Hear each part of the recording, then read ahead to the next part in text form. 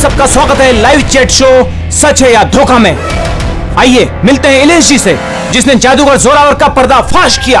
देखिए, आज मैंने जादूगर जोरावर को पूरी दुनिया के सामने बेनकाब कर दिया है। फिर भी मुझे एक बात समझ में नहीं आ रही सोहन जी, कि आज आप ये डिबेट कर ही क्यों रहे हैं? वो तो ठीक है, मगर आज सारा देश ये जानना चाहता है कि आज आपने जादूगर जोरावर के शो में जो किया, क्या वो मल्लिका जी के कहने पे किया? क्या बिन फालतू की बात कर रहे हैं आप?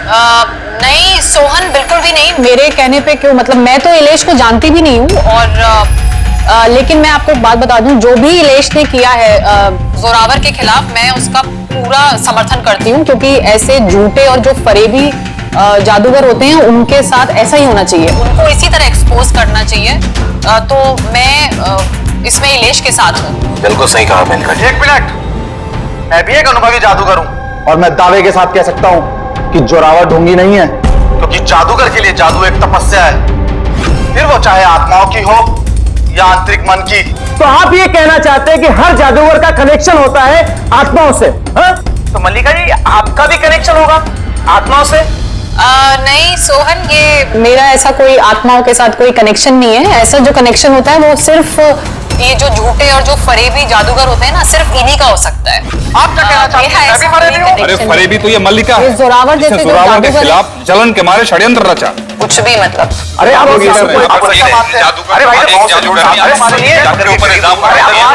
अरे आप झगड़ा मत कीजिए, एक दूसरे की बात सुनिए। आप इलेश, ये क्या हो रहा है? ये हवा में कैसे उड़ रहा है? ये कैसे जा रही? इलेश जी आप ठीक है? कौन है? कौन है? ये चाकू हवा में कैसे उड़ रहे हैं? ये मार देगा इसको। कौन है? इलेश जी! इस समय हम इलेश के घर के बाहर खड़े हैं। सबकी जुबान पर एक ही सवाल है कि इलेश की हत्या में जादूगर जोरावर का हाथ है। ऐसा क्या हुआ था मैजिक शो में जिसकी वजह से जादूगर जोरावर को इलेश का खून करना पड़ा? Good evening ladies and gentleman, आप सबका तहे दिल से शुक्रिया अदा करना चाहता हूं। The greatest magician Zorawar.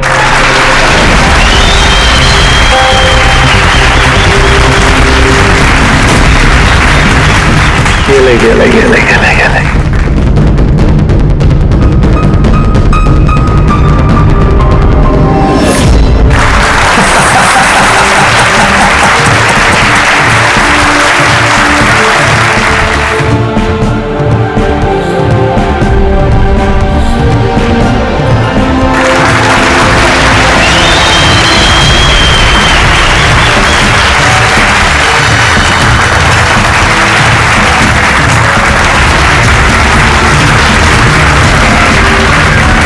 Ladies and gentleman, दिल थाम के बैठिए। अब जो मैं जादू आपको दिखाने जा रहा हूं, वो दुनिया की किसी भी कोने में ना तो आपने देखा होगा और ना ही सुना होगा। एक मिनट, यहाँ पे मौजूद सभी इंसानों ने 7,000 रुपए देकर टिकट खरीदी है जोरावर जी का शो देखने के लिए। तो मैं चाहता हूं कि आप साबित करें कि आपका जादू जो है वो असली है, कोई फरेब नहीं। तो हेलो, तुम चाहे कोई भी हो। इलेश नाम है मेरा। इलेश हो या मिथिलेश, आप इस तरह से शो में रुकावट नहीं डाल सकते। सिक्योरिटी बाहर निकालो ने। एक मिनट, ऐसा क्या गलत बोल दिया इन्होंने? यहाँ पे हम सब ने 7,000 रुपए की टिकट खरीदी है। हक तो हमारा बनता है जानने का कि आपका जादू असली है या नकली।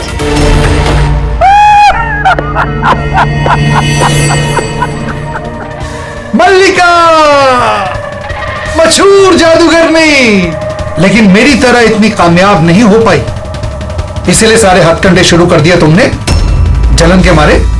कितने पैसे दिए इसे तुमने मेरा शो रोकने के लिए? अगर तुम्हारा जादू असली है तो फिर डर किस बात का? हम सबको यहाँ जवाब चाहिए।